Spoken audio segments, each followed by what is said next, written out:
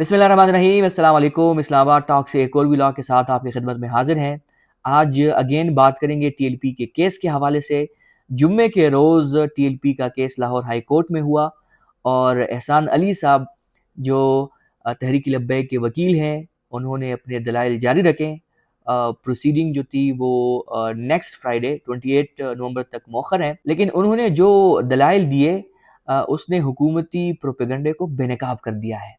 हुकूमत में हलचल है और लग ऐसा रहा है जिन इश्यूज़ पर पंजाब हुकूमत पर्दा डाल रही थी, अब वकला के ज़रिए और कोर्ट के ज़रिए इन इश्यूज़ से पर्दा उठ जाएगा और बहुत सारे चेहरे बेनकाब हो जाएंगे। आपने एंड तक ये वीडियो देखना है, क्योंकि इसके बाद मैं आपके साथ डिटेल शेयर करूँगा कि टीएलपी का मुस्तकबिल क्या होगा, क्या कोई नया नाम के साथ टीएलपी अपना काम जारी रख सकते हैं कि नहीं, और साद रिजवी साहब कहाँ हैं और वो कब तक सियासी जो एक्टिविटीज़ है उसमें हिस्सा नहीं ले सकेंगे, वो किसी इदारे के पास हैं या साद रिजवी साहब को अपने कारकुनान ने पनाह दी है। इसकी सारी डिटेल्स मैं आपके साथ शेयर करूंगा। डिटेल शेयर करने से पहले अगर आपने हमारे चैनल को सब्सक्राइब नहीं किया है तो हमारे चैनल को सब्सक्राइब करें। अगेन मैं बताऊंगा कि तहरीक लब्बैक के वकील जो है एहसान अली आरिफ साहब, उन्होंने पहली बार सानिहा मुरीद के हवाले से वो इंकशाफात किए हैं जिन्होंने हुकूमती बयानिए को सख्त मुश्किल में डाल दिया है। लाशों की गूंज अभी तक थमी नहीं और अब ये सवाल उठ रहा है, क्या ये हकीकत सामने आने के बाद मरियम नवाज और पंजाब हुकूमत नई मुश्किलात में फंसने वाली है? और सबसे बड़ा सवाल, पाबंदी के बाद तहरीक लब्बैक का मुस्तकबिल क्या होगा? यकीनन आपके जहनों में भी ये सवाल होगा। इसका जवाब आपको मिल जाएगा अगर आप वीडियो को एंड तक देखें। और इसके अलावा अगर हम आपके कोई ऐसे सवाल जो आपके जहन में है वो क्लियर ना कर सकें तो कमेंट सेक्शन हमारा हाजिर है, आप अपना सवाल टाइप करें और हम उसका तफसीली जवाब आपके लिए अगली वीडियो में पेश करेंगे।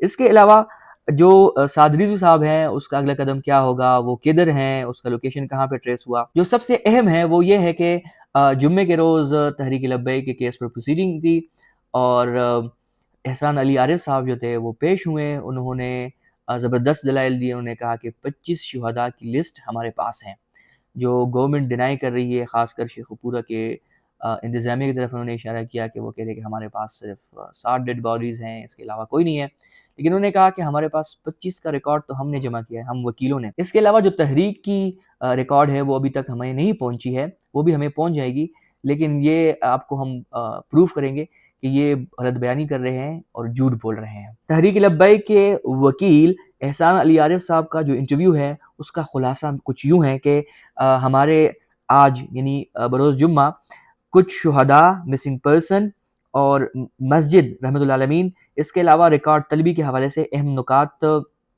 पर प्रोसीडिंग हुई।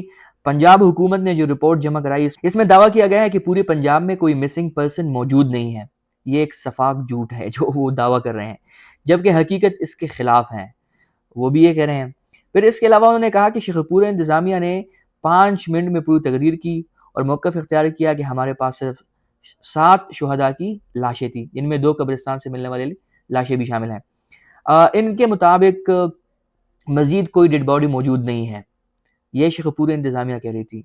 इस पर मौक़िफ़ अपनाया है एहसान अली आरिफ साहब ने। उसने कहा कि हमने वाज़ेह किया कि 7 लाशें तो हमें मिल चुकी है, 8वें की दरख्वास्त ज़ेर इल्तिवा है, जबकि बाकी लोग खौफ के बायस सामने नहीं आ रहे हैं।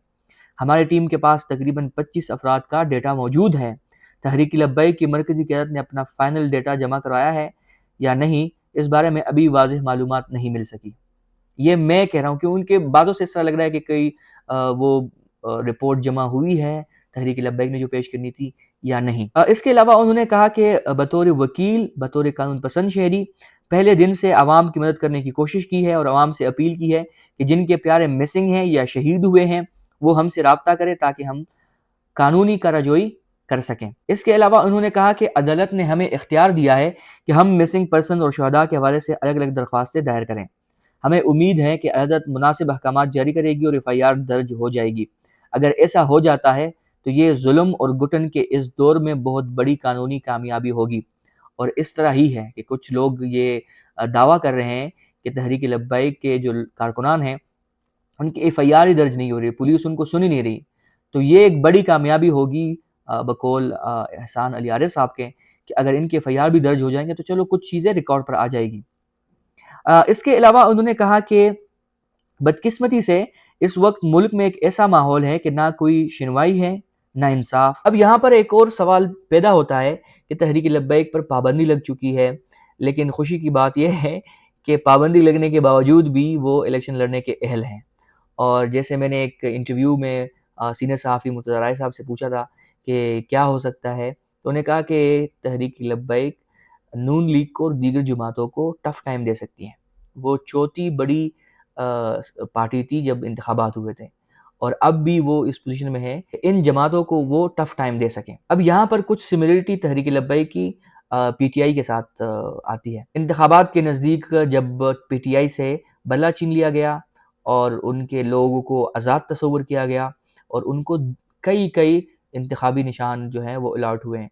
ایک حلقے میں کسی کا ایک انتخابی نشان ہے تو دوسرے حلقے میں دوسرا نشان، پھر تیسرے میں کوئی تیسرا، پھر چوتھا۔ تحریک انصاف کے جو لوگ تھے انہوں نے اپنے رابطے بحال کیے عوام کے ساتھ، اور عوام نے تحریک انصاف کے کینڈیڈیٹ کو خود دریافت کیا کہ کون کینڈیڈیٹ ہیں، اس کا انتخابی نشان کیا ہے، اور پھر ہم نے دیکھا کہ وہ خاموش ووٹر کے طور پر باہر آئے، انہوں نے ووٹ دیا۔ اب یہاں پر تحریک لبیک کے کارکن بھی اس طرح کر سکتے ہیں کہ نہیں، یہ ایک بڑا سوال ہے۔ اس سوال کا جواب بھی آپ کو مل جائے گا، ان تک آپ لازمی دیکھیے گا۔ اس کا ایک مین عنوان جو میں نے رکھا ہوا ہے وہ یہ ہے کہ تحریک لبیک، پابندی، طاقت اور پایدار بیانیہ۔ کیا واقعی تحریک لبیک ختم ہو جائے گی؟ پاکستان کی سیاست میں ایک بار پھر وہی پرانا چرچا ہے، کسی جماعت پر پابندی لگا دو، اس کے دفتر سیل کر دو، اثاثے منجمد کر دو اور سمجھ لو کہ مسئلہ ختم ہو گیا۔ مگر تاریخ ہمیں کچھ اور ہی بتاتی ہے۔ آج سوال یہ نہیں کہ تحریک لبیک پاکستان کو کالعدم قرار دے دیا گیا ہے، اصل سوال یہ ہے کہ کیا اس سے تحریک لبیک کا نظریہ بھی ختم ہو جائے گا؟ اور اس سے بھی اہم سوال یہ کہ کیا ریاست نے واقعی اس مسئلے کا مستقل حل نکال لیا ہے؟ حکومت نے ایک بار پھر طاقت کے روایتی ہتھیار استعمال کیے ہیں، جیسے قائدین کو گرفتار کرو، کارکنان کو روپوش کرو، دفاتر بند کرو اور ان کے جو اکاؤنٹس ہیں وہ منجمد کر دو۔ بظاہر دیکھا جائے تو 29 لاکھ ووٹر رکھنے والی جماعت کا سیاسی وجود جیسے ہوا میں تحلیل ہوتا نظر آتا ہے، لیکن مسئلہ یہ ہے کہ یہ جماعت روایتی سیاسی جماعت نہیں تھی، یہ ایک جذباتی، نظریاتی اور مذہبی بیانیے کے حامل تحریک تھی، اور پاکستان میں ایسی تحریکیں صرف نام تبدیل کرتی ہے، ختم نہیں ہوتی۔ ایک اور اہم موضوع کہ بریلوی سیاست میں پہلی بار عوامی مزاحمت کا ماڈل دیکھنے کو ملا ہے۔ تحریک لبیک نے وہ خلا پر کیا جسے برسوں تک بریلوی مسلک میں نظر انداز کیا گیا۔ پہلی بار ایک ایسی جماعت ابھری جس میں نہ جاگیردار تھے، نہ پیر خانوں کے وارث، نہ سرمایہ دار۔ اس کے کارکن رکشہ ڈرائیور تھے، چھوٹے دکاندار تھے، مدرسوں کے طالب علم تھے۔ یہ نیچے سے اٹھنے والی وہ عوامی تحریک اسے ریاستی طاقت کا خوف نہیں تھا۔ خادم حسین رضوی کی ایک للکار پر سڑکیں بھر جاتی تھی، اور آج یہی کردار ان کے بیٹے سعد رضوی نبھا رہے ہیں۔ اس لیے یہ سمجھ لینا کہ قیادت کی گرفتاری یا چند نوٹیفیکیشن سے یہ تحریک مٹ جائے گی، سیاسی نادانی ہوگی، کیونکہ ایک لیڈر جائے گا، دوسرے آئیں گے، دوسرا جائے گا تو تیسرا آئے گا۔ اس کی ایک مین خوبی یہ ہے کہ یہ متحد ہیں، نظریاتی پارٹی ہے، مذہبی پارٹی ہے۔ تحریک لبیک کا اگر ایک لیڈر بھی یہ کہیں کہ میرے بعد یہ آپ کا لیڈر ہے، اس کے پیچھے آپ لوگ متفق رہیں، متحد رہیں، تو سب متفق بھی ہوں گے اور متحد بھی ہوں گے۔ اس کے علاوہ اگر آپ بات کریں کہ ریاستی بندش اور تحریکوں کا بدلتا چہرہ، پاکستان کی تاریخ یہی بتاتی ہے کہ نظریاتی تنظیمیں تبھی مٹتی ہے جب ان کے پیچھے موجود محرکات ختم ہو، اور نہ ہی پاکستان میں کبھی کوئی ایسی تنظیم نظریاتی بنیادوں پر مکمل طور پر ختم ہو سکی ہے۔ ہر بار یہ جماعتیں نام بدلتی ہے، تنظیمی ڈھانچہ بدلتی ہے اور نئے پرچم کے نیچے واپس آ جاتی ہے۔ تحریک لبیک بھی اسی راستے پر چلنے کو تیار نظر آتی ہے۔ 2021 میں بھی تحریک لبیک پر پابندی لگی تھی، لیکن 6 ماہ کا مختصر عرصہ گزرنے کے بعد وہ بحال ہو گئے دوبارہ۔ تو کیا ابھی بھی اس طرح ہو سکتا ہے، یا یہ اپنا نام تبدیل کر کے، تنظیمی ڈھانچہ تبدیل کر کے سیاست میں آئیں گے؟ پاکستان میں جب بھی کسی جماعت پر پابندی لگتی ہے تو وہ سب سے پہلے فلاحی کاموں کا سہارا لیتی ہے۔ اس فلاحی کام کے نیٹ ورک کے ذریعے وہ عوام کے ساتھ اپنا رشتہ برقرار رکھتی ہے۔ تحریک لبیک کے پاس پہلے ہی مساجد اور مدارس کی شکل میں ایک ٹھوس سماجی بنیاد موجود ہے۔ یہ جماعت اب شہر شہر چھوٹے ٹرسٹوں کے نام سے بھی کام کر سکتی ہے، ریلیف کمپین چل سکتی ہے، کارکن زیر زمین سیاسی رابطے رکھ سکتے ہیں۔ ریاست کے پاس فلاحی کاموں کو روکنے کا اخلاقی حوصلہ شاید ہو، مگر سیاسی طور پر ایسا کرنا آسان نہیں۔ دوسرا جو ایک راستہ ان کے پاس ہے وہ یہ کہ یہ ایک نئی نام کے ساتھ نئی سیاست کا آغاز کر سکتے ہیں۔ تحریک لبیک کسی بھی پرانی بریلوی جماعت مثلا جمعیت علماء پاکستان کے نام پر اپنی انتخابی واپسی کا راستہ بنا سکتی ہے، یا خود کو کسی نئے نام کے ساتھ رجسٹر کروا کر الیکشن میں حصہ لے سکتی ہے۔ 29 لاکھ ووٹرز اور منظم کارکنوں کا نیٹ ورک کسی بھی نشان کے نیچے ووٹ ڈالنے کے لیے تیار رہتا ہے۔ یہی ماڈل حالیہ انتخابات میں تحریک انصاف نے بھی استعمال کیا۔ جیسے میں نے آپ کو پہلے بات کی کہ تحریک انصاف کے جو ووٹرز تھے انہوں نے ایک سرکل سا بنایا اور لوگوں کو کہا کہ یہ ہمارا امیدوار ہے، اس کا یہ انتخابی نشان ہے، اور چپ چاپ جا کے انہوں نے ووٹ کیا اور واپس آئے، اور پھر اس ووٹ کا انہوں نے پہرا بھی دیا۔ لیکن کچھ جگہوں پر الیکشن مبینہ طور پر مینج ہو سکا اور کچھ جگہوں پہ نہیں ہو سکا۔ تحریک لبیک کے بھی کچھ سملرٹیز اس طرح لگ رہے ہیں تحریک انصاف کے ساتھ۔ اب یہاں پر ایک بڑا سوال ہے کہ سعد رضوی صاحب کا جو امتحان ہے وہ بہت ہی خطرناک ہے، اور کچھ لوگوں کو لگتا ہے کہ وہ اس مشکل ترین امتحان میں پاس ہو جائیں گے۔ تحریک لبیک کا مستقبل ایک حد تک سعد رضوی کی قیادت کے ساتھ بندھا ہوا ہے۔ خادم رضوی کی وفات کے بعد کہا جا رہا تھا کہ جماعت ختم ہو جائے گی، لیکن 2024 کا الیکشن ثابت کرتا ہے کہ ووٹرز کی نظریاتی وابستگی بدستور زندہ ہے۔ اگر سعد رضوی کو لمبے عرصے تک سیاسی عمل سے باہر رکھا گیا تو جماعت دڑوں میں تقسیم ہو سکتی ہے، یہ کچھ ماہرین کا یہ کہنا ہے۔ اب واقعی یہ ممکن ہے، یا ان کی جو دیگر تنظیمیں ہیں اس کے ساتھ اتحاد کر کے یا ان میں اپنی جماعت ضم کر کے ایک نئی تحریک چلا سکتے ہیں؟ یہ تو آنے والا وقت ہی بتائے گا۔